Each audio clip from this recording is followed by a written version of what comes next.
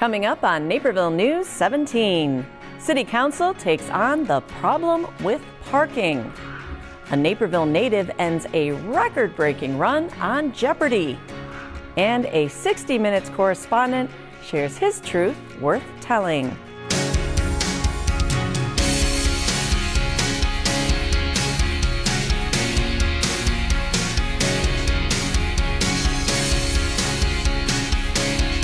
Hello everyone, I'm Kim Pierce. Thanks for joining us for this week's Naperville News.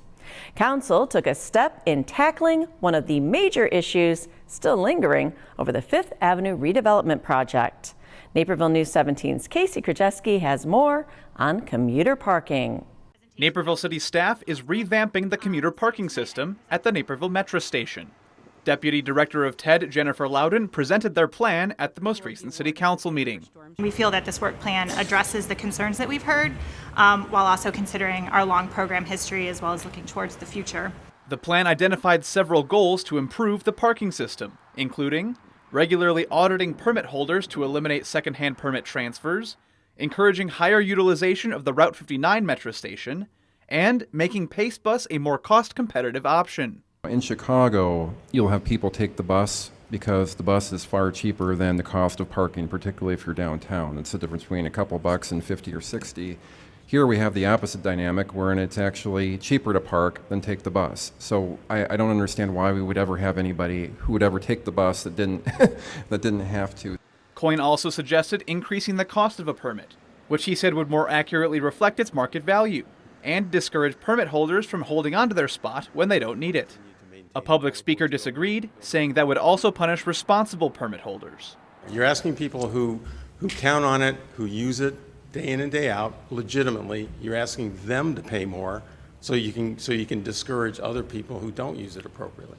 Council approved the plan as presented, but will continue to consider ways to improve the commuter parking system as the plan is implemented over the next several years. Reporting for Naperville News 17, I'm Casey Krajewski. Council also made some changes to the makeup of the Fifth Avenue Steering Committee. The group hasn't met in several months, and Council took the chance to update how the committee operates. The DuPage Children's Museum will now have a voice on the committee to reflect their view now that the museum is officially staying on site. City staff will also run the meetings in place of Ryan Companies, who is not the official developer but has done community outreach on the project. I just wonder how appropriate it is for having a private company running the steering committee that's about a public development, especially as you know there's kind of a conflict of interest in just that's the work that they do. Really an elephant in the room, whether it's very soon or in the midterm future. At some point, I think the steering committee or in the community at large is going to have to grapple with the issue of whether or not we want to bring in concepts from other developers.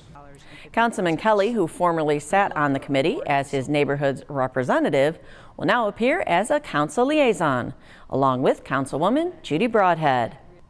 After more than a year of study and discussion, a plan has been chosen to improve the 95th Street Book Road intersection.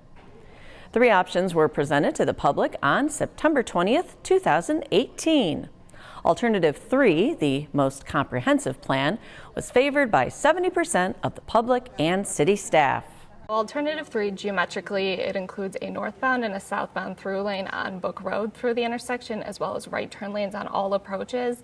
Adding all those lane configurations has the biggest capacity improvement, so that traffic delay will be minimized through the intersection. It also provides the biggest safety benefit.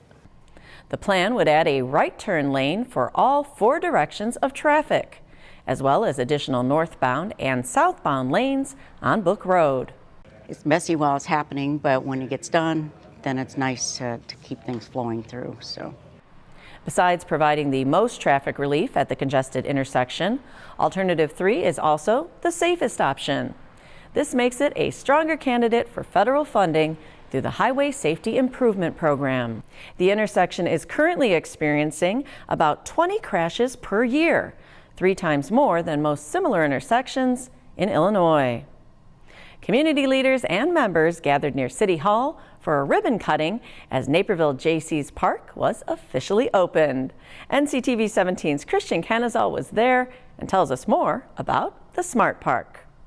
3, 2, 1. A round of applause rang out just outside of City Hall as dignitaries and donors cut a ceremonial ribbon and officially opened Naperville J.C.'s Park to the public. The 12,500 square foot Smart Park comes equipped with plenty of seating and tables, 26 waterproof outlets, 2 quick charging stations, a water bottle filling station, and Wi-Fi called J.C.'s Park. And the park is also environmentally friendly. We've incorporated accessibility and sustainability into this park. 161 solar panels on the roof of City Hall provide its energy, right up there. Permeable pavers and a rain garden that make this space eco-friendly. The Smart Park took less than a year to construct and cost nearly $600,000. Thanks to donors like the J.C.'s, who will pay $200,000 over the next 10 years, and other benefactors, taxpayers paid $0 for the Smart Park. So we're very excited about this kind of this full circle of our community, and that is bringing people together. That's what our community is all about, and Smart Park is no different. Keeping you plugged in while outside. For Naperville News 17, I'm Christian Canizal. And our own NCTV 17 themed dog sculpture, Scoop, is just outside of the park. Feel free to take a selfie with him and tag us at NCTV 17. After the break, a public forum to discuss the legalization of recreational marijuana. From practice to homework to home improvement to bills, your days are busy. That's why Busey offers innovative financial solutions like our mobile app. Deposit checks, transfer funds, and keep your financial life in order, no matter where you are. Whether you're saving for college, keeping the family in the family business, or planning your dream retirement, Busey's your trusted partner to make your personal, business, and wealth management dreams a reality. Busey, your dream, our promise. Stay up to date on what's happening in our neighborhoods and schools at City Hall and all across town with NCTV 17 News Update. Emailed directly to your inbox once a day, Monday through Friday, this 2-minute video not only tells you the latest news, but shows it to you, all at your fingertips. And that's what's happening right here in Naperville. And the best part, it's free. So sign up today at nctv17.com/subscribe. Concerns about the legalization of recreational marijuana in Illinois prompted city leaders to host a special panel discussion. Our own Christine Lena fills us in. On May 31st, Illinois lawmakers voted to legalize recreational marijuana use for adults 21 and older. Illinois residents may possess up to 30 grams of marijuana, which is equal to an ounce of flour, or 5 grams of cannabis concentrate, or 500 milligrams of THC-infused products such as edibles or lotions. The General Assembly has found cannabis should be regulated in a manner similar to alcohol. It will still be illegal to drive under the influence of cannabis, just like it is illegal to drive under the influence of alcohol. As the bill goes to Governor J.B. Pritzker's desk for signing, local officials wanted to weigh in. I think it's important to make sure we, as a city council, make a proper decision on what our public wants to be, what image our public wants for our community. And that's kind of what's driven this whole conversation. Councilwoman Gustin and Councilman Kevin Coyne hosted a Not Your Mama's Marijuana discussion. It's a title that was driven home by Dr. Aaron Weiner from Linden Oaks Behavioral Health. So you may or may not be aware that Woodstock pot was about 3 to 4% THC. It was around there by 95, but once the industry started kicking in, by 2012, the average pot that was being seized off the street was at 12%. Right now, the average is 20%, and you can actually buy it out of dispensaries all the way up to 30%. Also at the panel were Matt Quinn from Rosecrance Addiction Rehab, Kids Matters' Kamala Martinez, and retired Naperville Police Detective Rich Wistocki. Marijuana health risks, the impact on local law enforcement needing more specialized training, and the social effects on teens were discussed. Many on the panel openly stated they were against the soon-to-be law. But unfortunately, I think a lot of parents are falling into this trap and this cultural way of thinking, well, it's getting legalized, So what's the difference between 21 and 16 or 17? There's a huge difference. The brain development piece, the risk for progression, it's a whole different ballgame when you have a 13, 14, 15, 16-year-old using marijuana. While others in the audience found some positives the legalization could bring. One of the things that I do think is good about the bill is that it regulates THC levels. A significant safety feature would be knowing what those THC levels are when you buy something, and being able to judge your reaction based on that. So that is one thing that I do think is good about the bill. Does that mean I think Will County should opt in or out in allowing sales? I haven't quite decided yet. Municipalities and counties may ban cannabis businesses within their borders and can opt out of the law. According to Dr. Weiner, 85% of California municipalities have done so already. But 81st House District Representative Ann Stava Murray, who voted in favor of the bill, thinks there's enough pros for Naperville to opt in. If they choose to have license holders within their borders, they can have additional tax revenue collected that goes directly to the municipality. We all know that our municipality, that the city of Naperville, can be very cash-strapped at times for important measures. And so this is an important source of potential additional revenue that we could be having. Sales of marijuana will be taxed at 10% for THC levels at or less than 35%, 25% for THC concentrations of more than 35%, and 20% for cannabis-infused products. Municipalities may add additional special taxes of up to 3%. The possession and sales of marijuana in Illinois would begin January 1st, 2020. Reporting for Naperville News 17, I'm Christine Lena.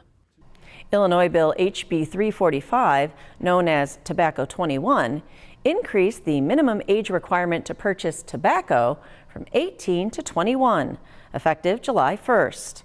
At the latest Naperville Liquor Commission meeting, the group discussed another ramification from that bill.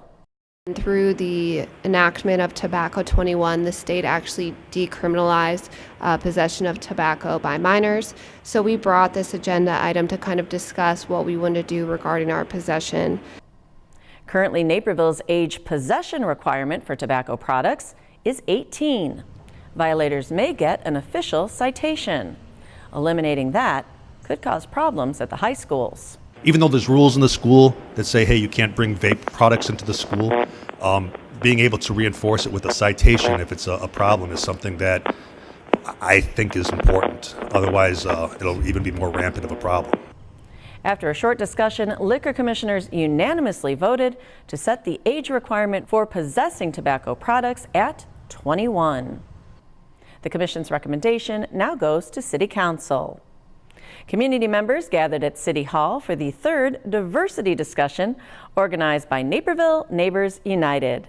The latest discussion featured two panelists, Rosa Campos and Nancy Chen, who shared their stories about living in Naperville as minorities.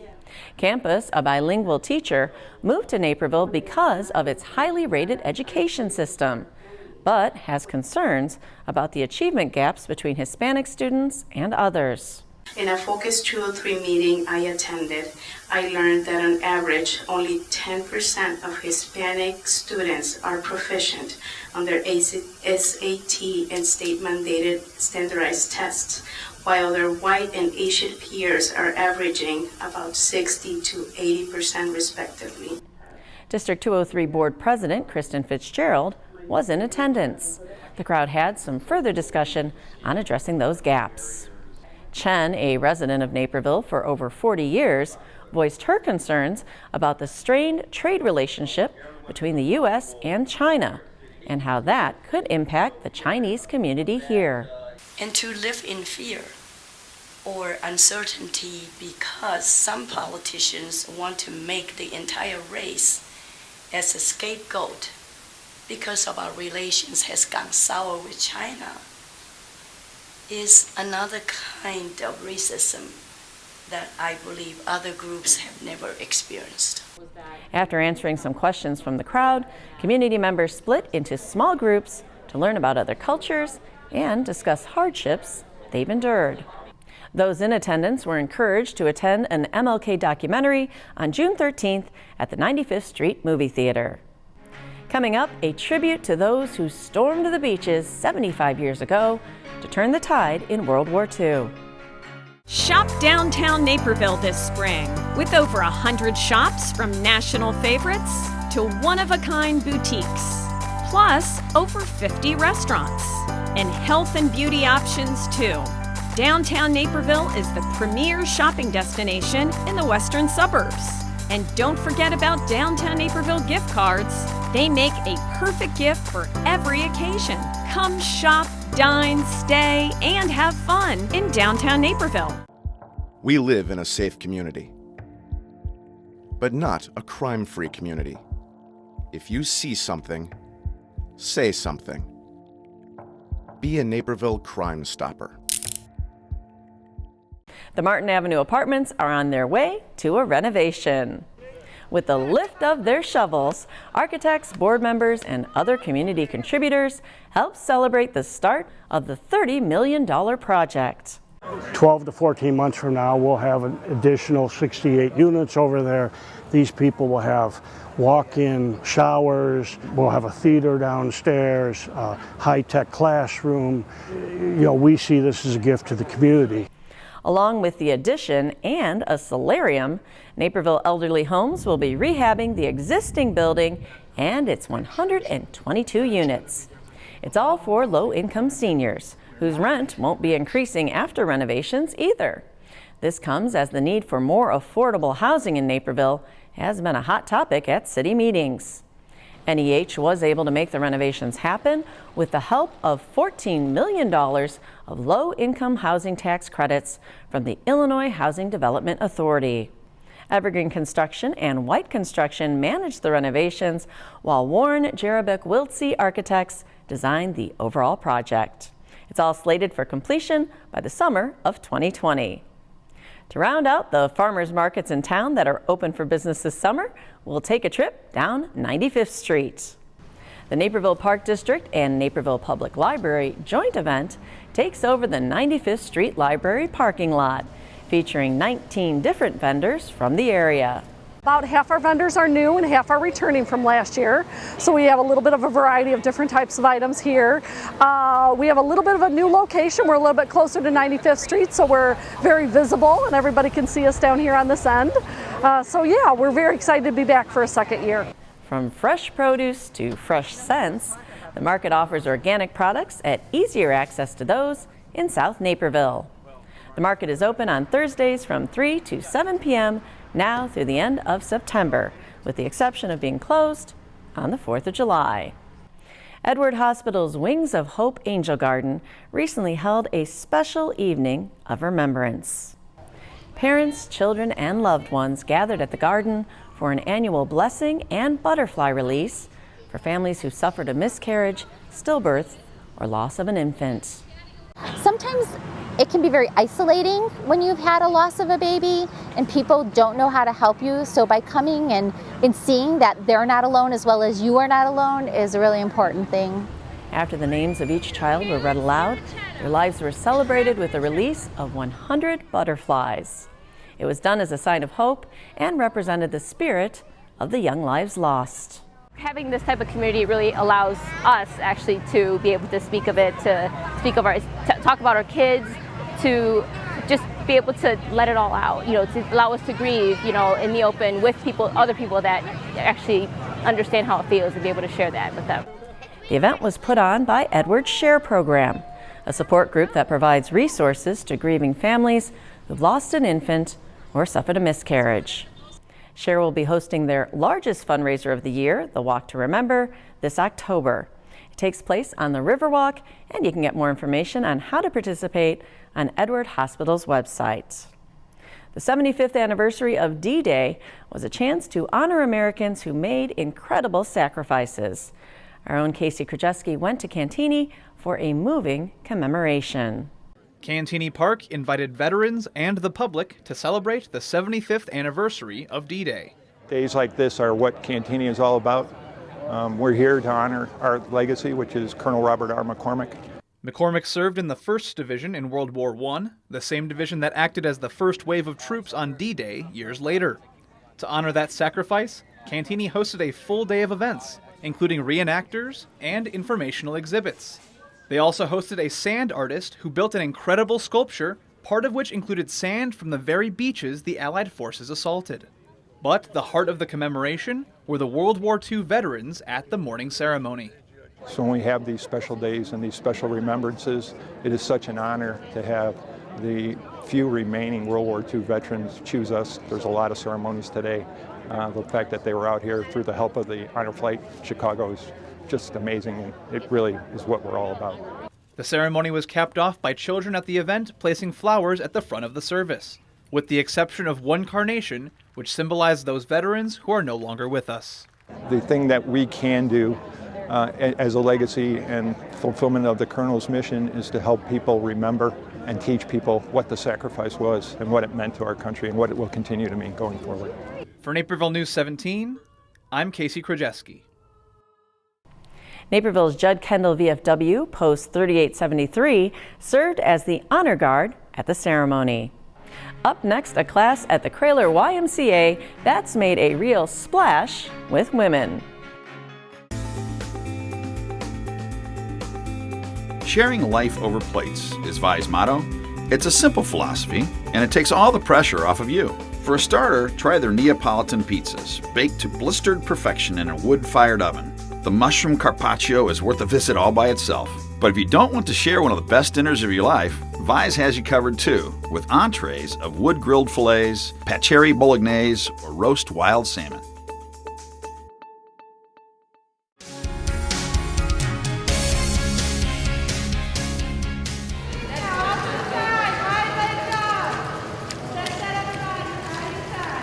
We have a lot of fun in class. It's a group of about 20 women. They don't all come at once, thank goodness. But there's a lot of camaraderie and friendship, and it makes the exercise a lot more fun when you have people that you know you're going to see and get to visit and catch up with. In this sub-level pool inside the Kraler YMCA, Jenna Kraskevich is in charge of this water aerobics class. Attending are women of all ages looking to exercise in a low-pressure environment, physically and mentally speaking. Water aerobics is zero impact, and you can get your heart rate up and get a full range of motion without putting stress on your joints. There's also water pressure that with people that have lymphedema or swelling, it redistributes that fluid in your body and you feel so much better afterwards. It was invented when people had leg injuries and couldn't exercise, and you could still get your heart rate up. You can move in the water like you can't move on land, and it just makes you feel so good afterwards. The water is very forgiving, and it's also a lot cooler than working on land. Gloria Flaherty is 85 years old and loves to come to her local Y, specifically for the water aerobics class because of what it has done for her body. I started in 2011, and I'm really surprised that it's done a lot for my mobility, and it helps your muscles be more flexible. I love the instructors. They're very professional, and they're very caring. The staff is excellent. Everybody's journey here is different. Gloria found it through word of mouth and through her insurance, which supports attendance at local YMCAs. But Jenna's path was much different. Ultimately, what matters most are relationships and the desire to exercise. I fell into this through a friend of mine. I had recently stopped working full-time, having had my first son, and she was a teacher here at the Y at the time. We rode horses together. That's how we knew each other. So she was is a very active person. She started bringing me as a student, and when the position came available, I became the teacher. I like to be around people that are trying. You know, they're trying to improve some skill. I think an important part for me is to be social and friendly with your students. We keep track of each other when we're not in the water, if someone's missed a few classes.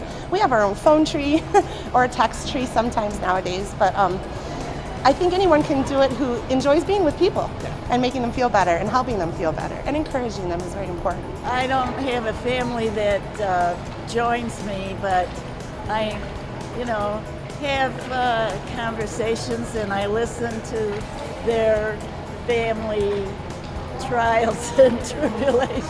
No, they're very positive.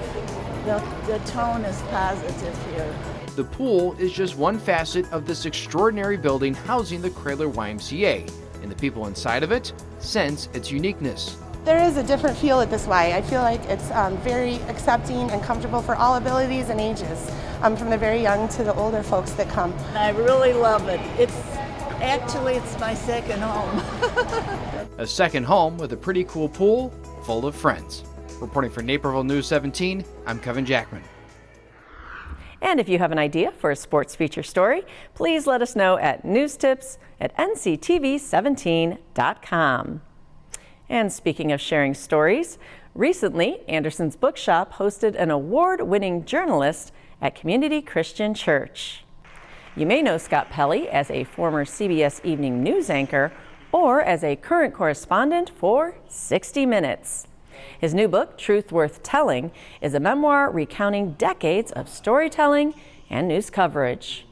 At the event, Scott read excerpts from his memoir, shared stories, and showed clips of his work. It's just so important that the media be there to give people independent, reliable information, and it's important that people take that information and make our country great. Pelley has certainly done that in his career, covering major events like 9/11 and interviewing presidents and world leaders. The audience was able to do some interviewing themselves during a question and answer session. For an in-depth interview with Scott about his new book, you can check out a new episode of Authors Revealed on air or online at NCTV 17. And that's what's happening right here in your neighborhood, Naperville. We'll see you next week. Until then, you can catch up on local news by signing up for our NCTV 17 News Update, delivered right to your inbox Monday through Friday. Sign-up information is right on our website, nctv17.com. This week's Naperville News 17 is brought to you in part by the following sponsors.